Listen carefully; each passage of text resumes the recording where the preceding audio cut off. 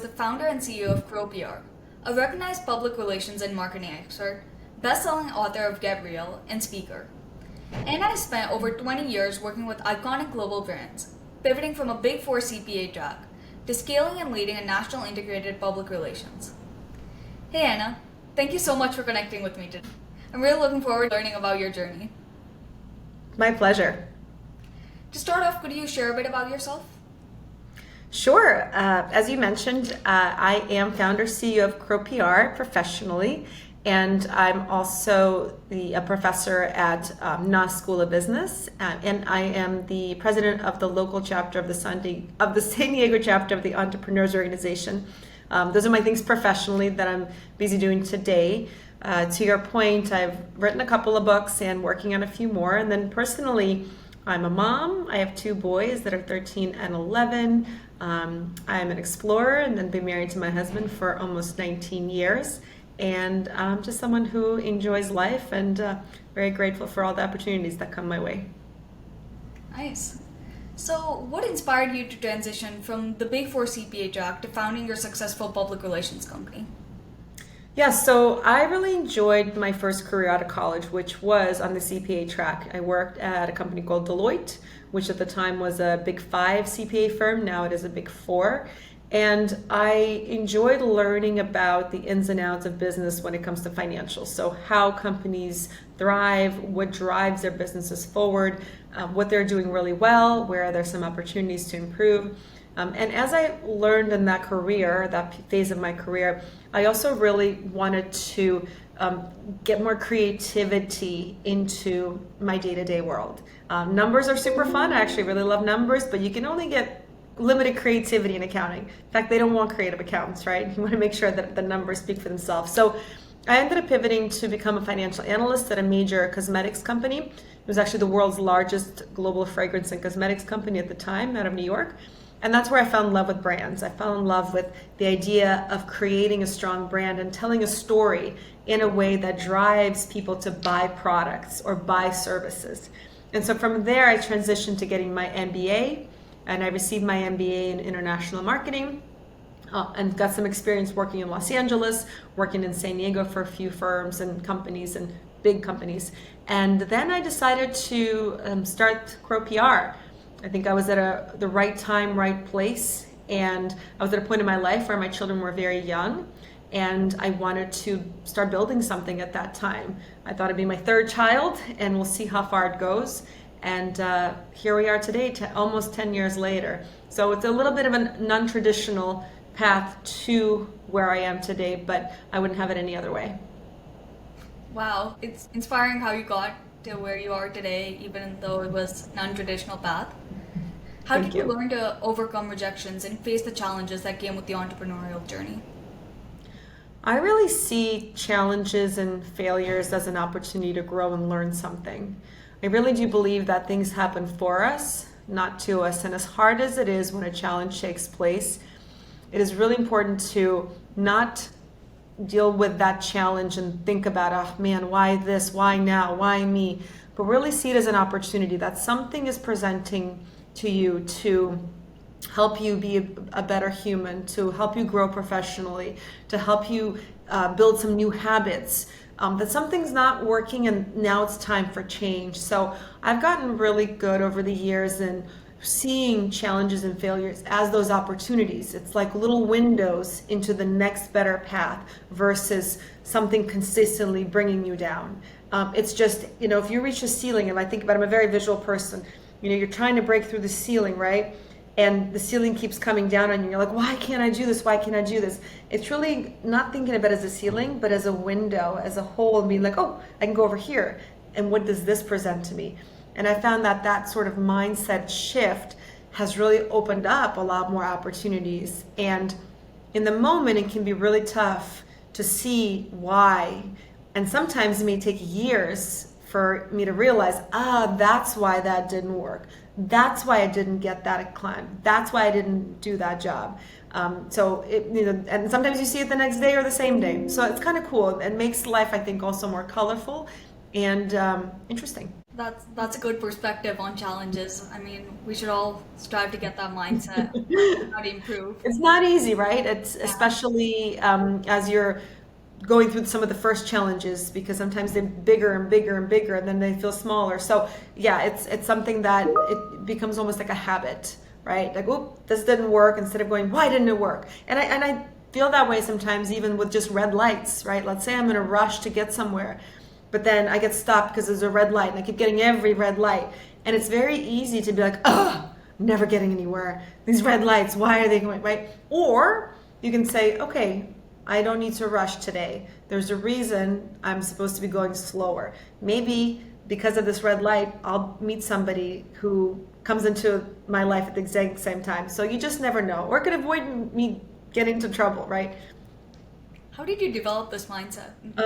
I'm an optimist. So I'm an optimist by nature, right? And I think it was a combination of things. So obviously optimism can also be crushed. So even optimists get down. So that's not the only thing, but that doesn't hurt.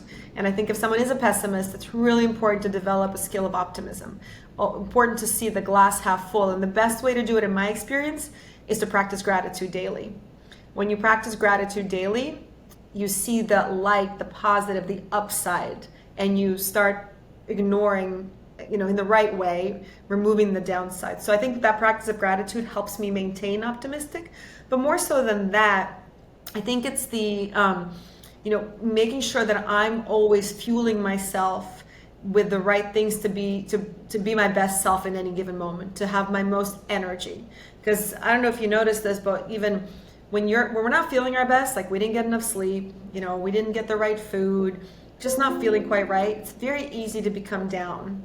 It's very easy to be negative. It's very easy to be pessimistic. So it's really important to be aware of times in the day when I am my best self. And what did I do to be that? Get good sleep so that I wake up with a renewed energy, and then I can take on anything. And also on the days where you just can't bring it, be aware and give yourself grace for it and say, okay, today is not the day. I may not be as optimistic, or I may not see the opportunity. That's okay. I'll recharge myself. I'll recharge my batteries. Tomorrow's a new day, and I'll do what I need to do to get to that mindset. Does that make sense? Yeah, thank you. Mm-hmm. So I know that one of your core beliefs is authenticity. So how did you connect with yourself and find your strengths? Yeah, so I think I may have mentioned to you, obviously I immigrated to this country as a teenager, and I had a hard time communicating because I didn't know the language. And when the world is confusing on the outside, I find that it's really peaceful to go inside and to learn a little bit about yourself and to understand yourself a little better. We're always evolving as humans, as creatures. So even if I feel like I know myself now, I may feel a little differently, and I have to keep discovering and uncovering myself throughout my life's journey. So I think the idea of that just personal connection is really important to me, but also it's being real and bringing yourself to any situation. When I did come to the US, I had a really hard time assimilating because I didn't know the language. And so I didn't play myself in the right way. I didn't show myself in the right way. And I found that I wasn't happy then. It's when I am being able to be myself is when I'm the happiest. And that's putting myself in the right environments. It's putting myself around the right people. There are people that create a safe space to be yourself, to be ourselves, and there are people who do not. And as I've learned over the years, there's really no time or capacity in my life to be around people who don't allow me to be myself.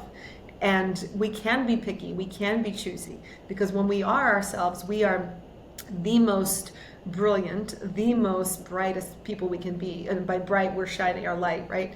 And I actually learned recently that gratitude is incredible, and then there's also authenticity. And when we are the most authentic, we're actually radiating at the most highest frequency we can.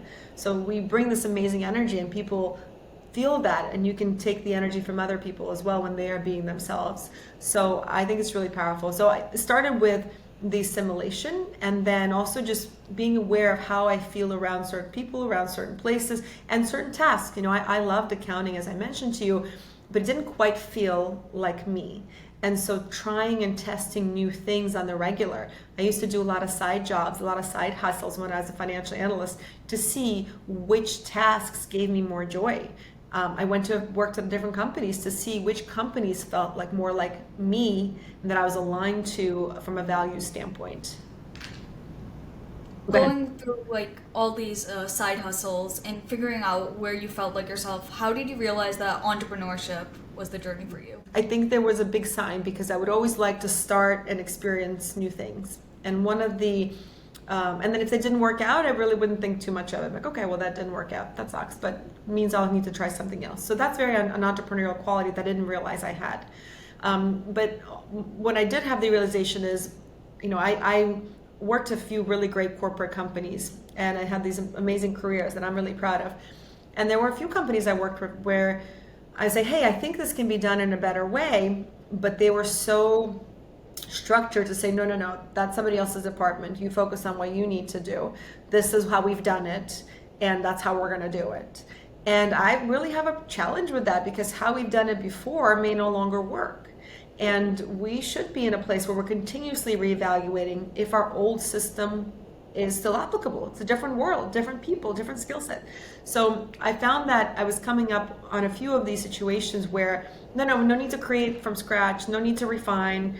And I think I disagree with that. So for myself, I thought, okay, well, I can start a business that I always want to be evolving. I always want to be on the cutting edge. I want to make sure we're continuously doing right by our clients. I want to be continuously evolving the culture so that it's the right, as the labor market changes too. So that was when I started this company. But the side hustles in the past, there were just so many random new business ventures, not formalized, but enough to give me a sense of different projects and that experimentation. Because that's the other thing about entrepreneurship, you experiment. And if it works, amazing, do more of that. And if it doesn't, okay, put that over here. One of my people that I admire quite a bit is Sir Richard Branson. And I've read of his books, I've spent time with him personally, and he started over 300 businesses. Can you name all 300 on your hands? No, because not all of them have been successful, but the ones that have been, we know. But having that ability to, okay, that didn't work out, what's next? Versus, that didn't work out, oh my goodness, what am I gonna do now, right? That takes practice, and for some people it is more natural, but if it isn't, I think it's important for people to practice that to make that a more natural habit. How did you overcome that self-doubt? Right, should I do this? Should I go forward with this? Just going for it.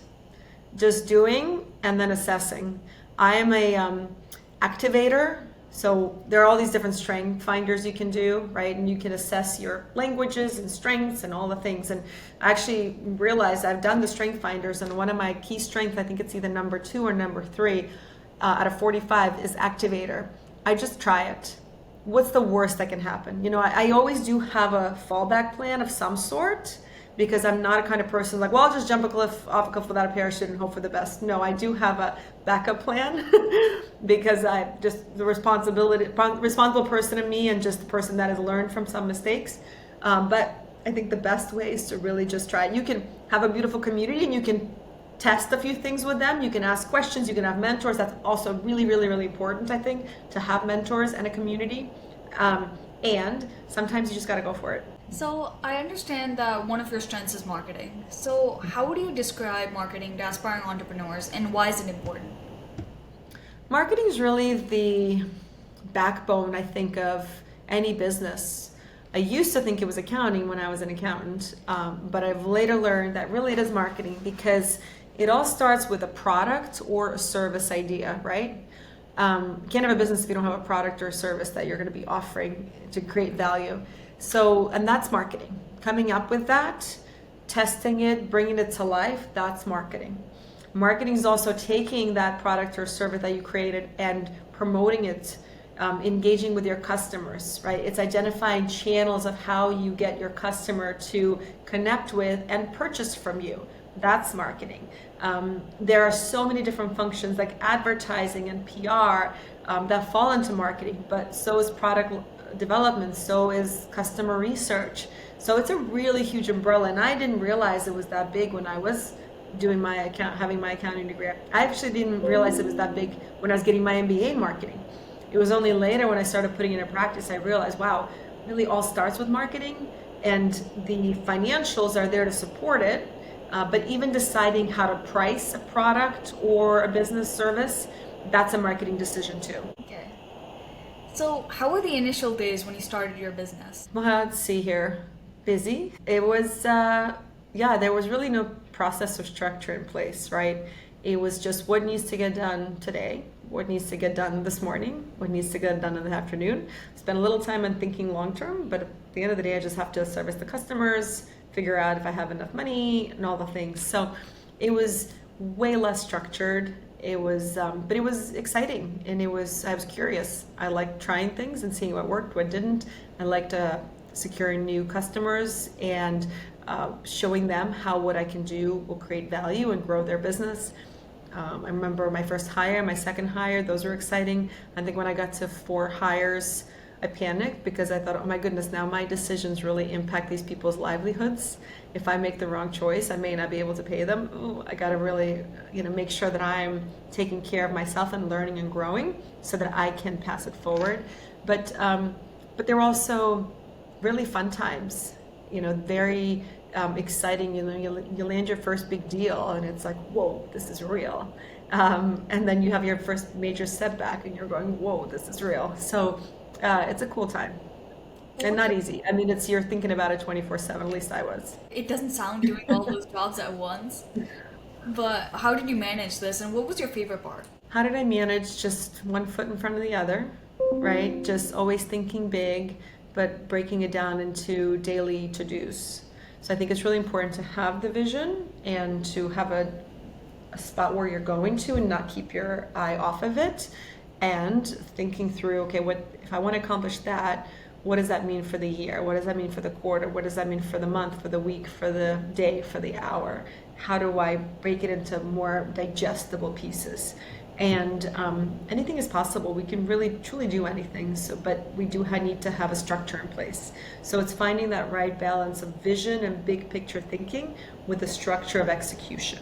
And I think that's where a lot of business can get it wrong. Owners can get it wrong, because oftentimes people will coin themselves as, well, I'm the visionary, I don't really do anything else. Or like, hey, I don't really have any big ideas, I'm just executing. And I think that's incorrect. We're all capable of all those things. It's just channeling the energy in the right way, leaning into the strengths that we do have, which are going to be different, but making sure that we're doing both. And then when you're big enough, you can hire for all the different roles. But in the beginning, you have to put all the hats on, but you have to be disciplined. And I used to dislike that word very much, discipline, because in my culture where I grew up, discipline means punishment, right? So literally that's what it translates to, punishment. So if somebody says you need to be disciplined, I go, oh, I don't want to be disciplined. But I've since then really fell in love with that word and created a different connotation for it, that it really is about being focused and practicing. Because vision part comes really naturally to me.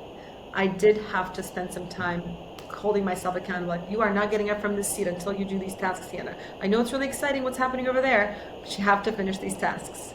And that took a little bit of time. So you published a book on leadership, Get Real. As an entrepreneur and the president of EO San Diego, what qualities do you think a leader needs to be successful? Well, the book speaks to the authenticity piece, right? And I think that's a really important quality. I think it's important to connect with people on a real, authentic level, and so people know where they stand with you. If you're the type of leader that says one thing or does another, or you may tell someone they're doing an amazing job, but then fire them within an hour later, that's inauthentic. That's confusing, and I just think if you cannot be that real and honest with them, then you're doing a disservice to that individual. So that to me it all starts with authenticity. Now, authenticity can also play into vulnerability and all these other facets, but I think at the end of the day, is just being human and creating a human connection is important as a leader.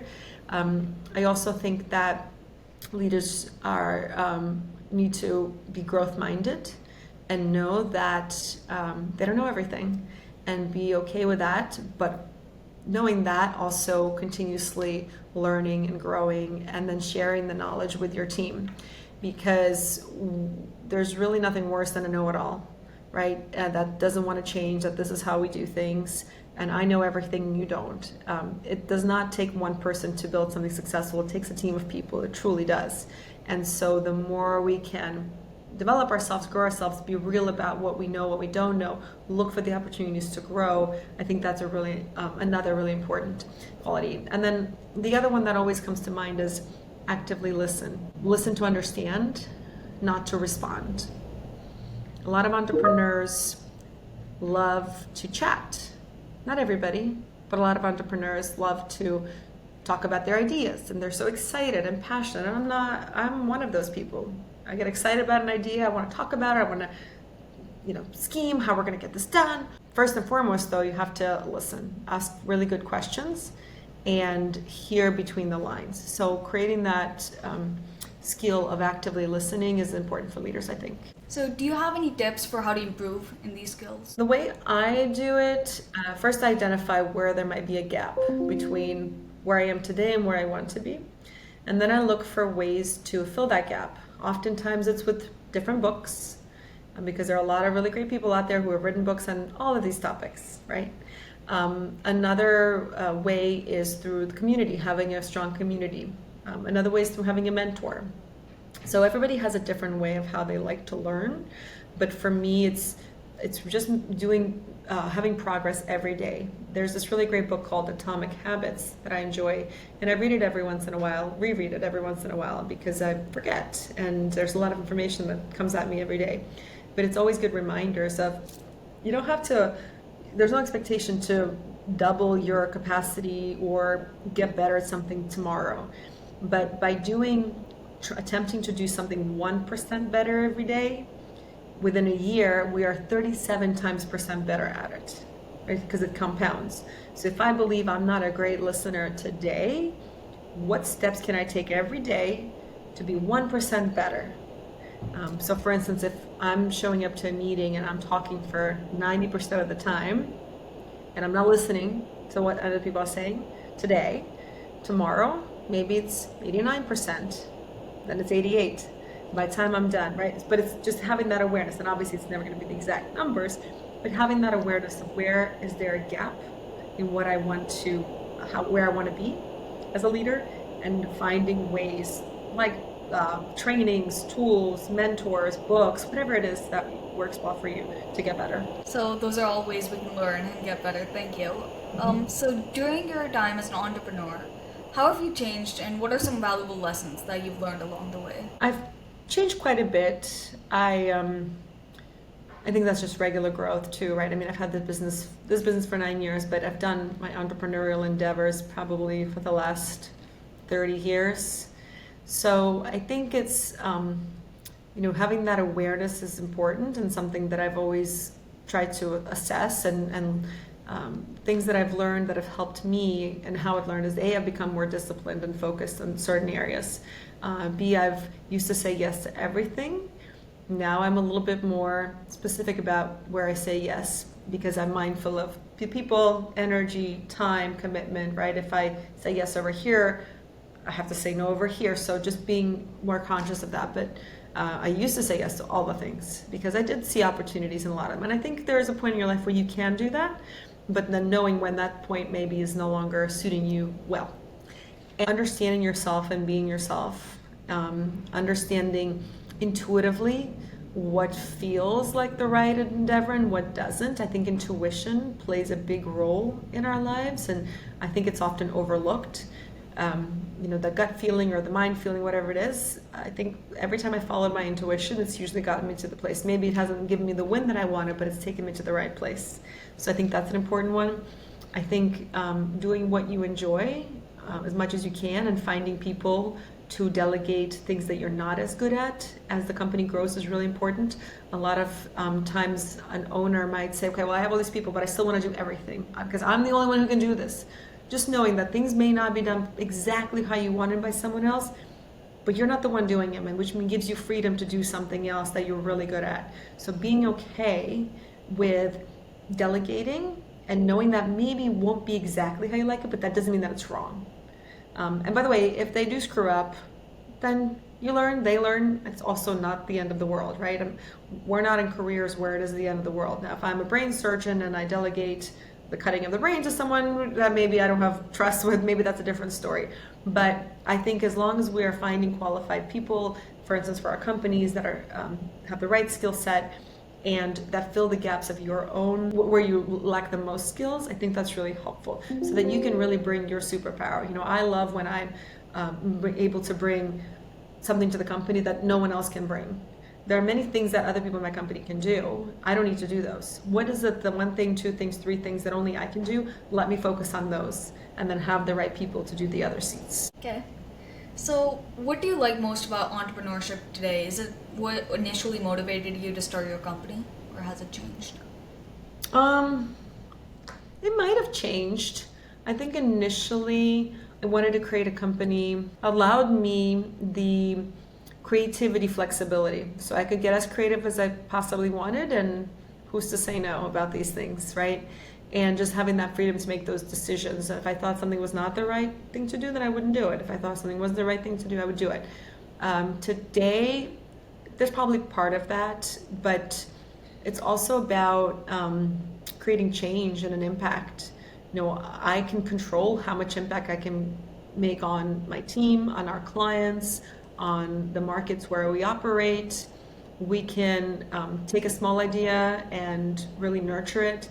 We can change course quickly, and we can really service our clients to the best of our abilities. And I love that. I love being able to say, okay, is this up to my standard as a company? And if it is, great. And if it's not, what needs to change? So having that autonomy is really important. And then also I think your entrepreneurship creates really unique opportunities to connect and engage with talented people from all over the world if you allow it. And those people let me grow. Even just being part of EO, I feel like I'm always growing and learning and challenging my beliefs and elevating myself as not just a leader, but also as a parent, as a human, as a friend, as a sister, and all the things. Your journey is really inspiring, Anna, and I've gained a lot from your experiences. Do you have any last thoughts or advice you'd like to share? I would say that it's important to really connect with yourself and know what's important to you and what your values are. And then not to compromise those values, but to continue to shape them. So for instance, when I started the company, one of the first things I did was create our core values and make every decision based on those. Now, they've evolved over the years as more people came into the company, but they're not drastically different. I think I maybe have 10 values at the start with, now we're at 4. But at the end of the day, it's making decisions, personal or professional, that are aligned with your values. That's when I think we're gonna feel our truest selves, be the happiest, and make the biggest impact. So just stick to your values, don't Stick to your values. Yep. And if they do, and if you feel like maybe they're changing here and there, that's okay. Just be real with yourself. Like, why is this no longer important to me? What is important to me? Let me identify that. But just even having 3, 4, 5, 6 words that speak to you of your values, I think if I'd known that earlier, I would have probably said no to a lot of things that were not aligned with me versus just trying to please somebody. Because if it's not aligned with my values, I shouldn't do it. But that took a long time to figure that out. When I was younger, I thought I would say, well, they want me here, I guess I'll try it. Well, I guess this works. Now I'm a lot more like, is this a values alignment? And if it's not, why would I consider doing this? Well, thank you so much for being here and for sharing your incredible story. Of course, thank you so much for having me, and I look forward to staying connected.